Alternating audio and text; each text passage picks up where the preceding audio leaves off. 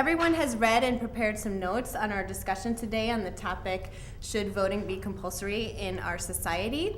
Would anyone who has a definite position on this like to begin? Voting shouldn't be compulsory. The real issue here is whether it's more important for democracy if everyone participates or if everyone can decide whether to vote or not to vote. Participation is important, but I think we should work to increase participation without forcing anyone to participate. Liberty, the right to choose, is more important than participating. I agree. There are lots of ways to increase voting. For example, we could start having online voting like they do in Estonia.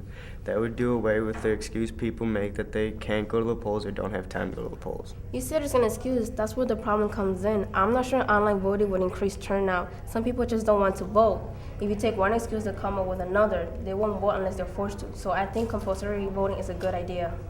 I agree that some people just don't want to vote, but we should really force them to vote. I know participation is a democratic value, but is there any proof that if more people vote, democracy gets better? Is democracy really better if more people vote? That's an interesting question. Is there any evidence that democracy is stronger in Australia and Chile?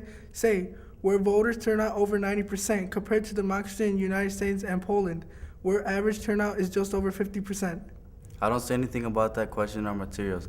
Maybe we could research it later, but I propose that to move the discussion along, we just agree for now that greater participation is good for democracy.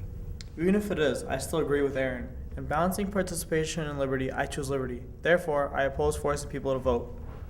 But democracy is for people to do things all the time. We for people to pay their taxes, send their children to school, and obey the laws. I don't see these cases as being any different from forcing people to vote. Yes, but obeying laws is different. A society cannot exist without some degree of public safety. So the reasons for limiting freedom are much stronger here. While participation is a good thing, lack of full participation doesn't threaten our safety. Perhaps forcing people to pay taxes is the best analogy because it's forcing another kind of participation in government. The government makes people participate by paying taxes. So if we agree that that is okay, the compulsory voting doesn't seem to be out of line. But without taxes, it would be difficult to maintain a government. Without compulsory voting, the government can still exist because quite a few people choose to vote voluntarily. So, I still choose liberty rather than participation. Let's think about the analogy of serving on a jury. In the United States, people are called for jury duty. They can be punished if they don't show up. It's a duty of citizenship. In other countries, serving in the military is a duty of citizenship. People can be forced to serve. I think voting is also a duty of citizenship, so government can force people to vote. That's interesting, Darren. Is voting a duty or a right? Does it matter? I think it does matter. If voting is a right, people should be free to exercise that right or not to. For example, free speech is a right, but I can choose not to speak. If it's a duty, people have the responsibility to do it. Is that distinction truly important? In my mind, every right goes along with a duty. If we have the right, we have the responsibility to use them to keep democracy working. Well, I've used my phone to look up the term right in several sites to find it as a just or legal claim. There's no mention of any attached responsibility or duty. Could we all agree to use that definition?